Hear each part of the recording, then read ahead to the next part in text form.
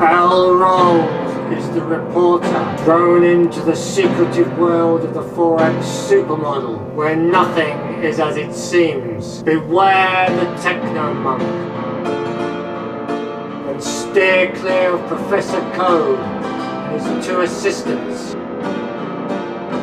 Give the senior trader a wide berth, and don't expect any sense from the risk manager.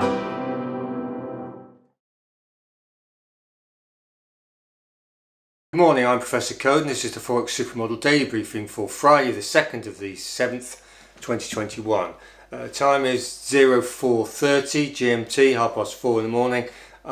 Asian session coming to a close, European session firing up, our lunchtime North American session. Right, so look, Thursday then, the 1st of July, we had a positive opposed driver in the dollar, plus 111. Front and back door flows mainly coming out the pound at minus 97, out the yen at minus 73, and the euro was the positive rock at plus 59. Activity plus or minus 170.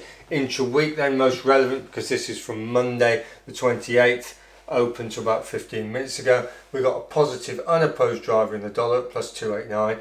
No backdoor flows, the opposing negative flows mainly coming out the pound at minus 174, out the euro at minus 68, and out the yen was the negative rock at minus 47. Activity plus or minus 289. Finally, intraday then, this is the Asian session to about 15 minutes ago. We've got a positive opposed driver in the dollar at plus 16, front and back door flows mainly coming out the yen at minus 12, out the euro at minus 9, and the pound is the positive rock at plus 5, activity plus or minus 21. Right, what's going to knock it about? Well, today it's obviously NFP, non-farm payrolls day, Friday. We've got ECB Lagarde's speech, we've got a couple of tier 2 events, we've got the CAD manufacturing PMIs, and we've got US factory orders. Other than that, it's going to be quiet. Right, so let's have a look at the flows and then make some analysis. So our trades are about, what are they, plus 2,100 points from a peak of 6,500. So they haven't really moved much. They recently they've dropped probably 2/3 from the peak, roughly 70% in some cases. Anyway, let's have a look. Euro's weak, except against the AUD, NZD and the Swiss. Yen is strong, except against the dollar, the pound and the CAD. The pound is strong, except against the dollar and the CAD. The Swiss is weak, except against the euro and the New Zealand dollar. The CAD is strong across the board. The AUD is weak, except against the New Zealand and the Swiss. And the New Zealand dollar is weak across the board. The dollar is strong, except against the CAD. Right, so what have we got? We've got CAD strength, New Zealand dollar weakness, and take your pick in the middle. Right, so let's have a look at the asset classes. And we usually start with the US dollar index, which is interesting at the moment. So US dollar index, basically you've got this situation. It's broken the modeled high marginally, but it's broken it. Gold, you would think would be dropping off like a cliff, but gold's basically gone sideways. It's 0.45 from the floor. It's soft, but it's had enough. Oil has got this break. It's come off slightly, but it's about plus 0.55 from the high, so it's 55% above the break, in other words.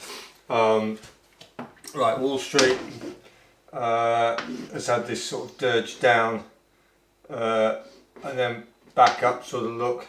It's 0.23 from the high. soft but not dreadful. S&P basically broke. It's 0.33 plus 0.33 from the high, so 33% through the resistance. And it's tech. The tech likewise, its tech's come off just as slightly at the peak, so it's plus 0.33, same as the S&P from the high, so it's 33% above the break. It was slightly higher. We've got US 10-year, the bonds. But basically they've been just chopping up, and we're now at half marks, 0.5 from the floor or the top. Now, interestingly, the dollar index is right through the roof, and yet bonds don't want to know. Bonds are very undecided. Right, so the bund, where are we? Bund is sort of got this sort of look to it. It's 0.3 from the high. Remember, this is the price. So the bunds price has come up. The euro yields have come off a little bit, and the US yields are half marks. Effectively, in model terms, whilst it might not look like it, the euro yields have closed a bit of gap between the US yields. So you should see a bit of, that should be the peak of, getting near the peak of dollar strength. But we shall see. Anyway, right, what else we got? Copper.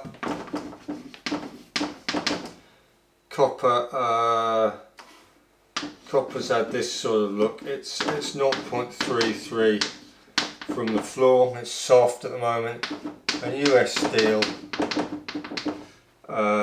sort of dirging around 0.36 from the floor. Right, so they're both soft basically. Right, let's just finish off then.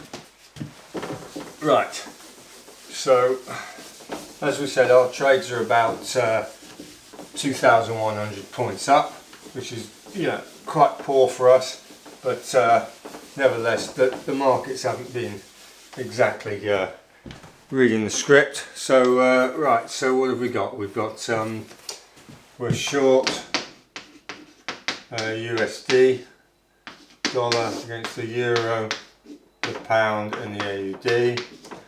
We're short NZD against euro, pound, CAD, AUD. Right, so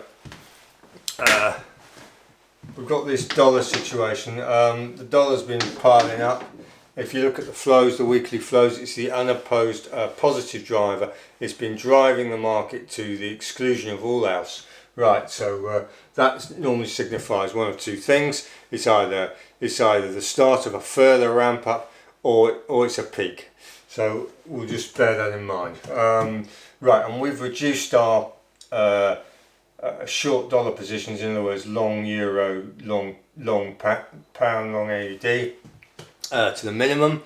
So quite frankly, the dollar can do what it likes. It can go to the moon, and we're fine. Short NZD is holding the fort at the moment and is doing reasonably well. So apart from the AUD NZD, which was very sticky. Right, so what are we likely to see? We're likely to see further ringing out on the dollar, so going up. Bit of a, well, I'm starting to see people talk about short dollar short squeeze. Well, fair enough.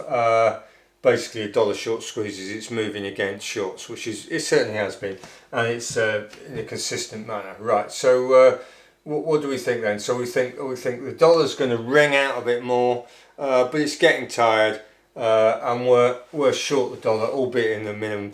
We're looking to scale as the dollar folds, basically. So that's where we are, and the New Zealand dollar, it just keeps getting this this positive sentiment and news, and it's ticking up. But it's not it's well overexposed then in terms of positioning. So we're going to stick with our positions, looking to scale up on the dollar shorts.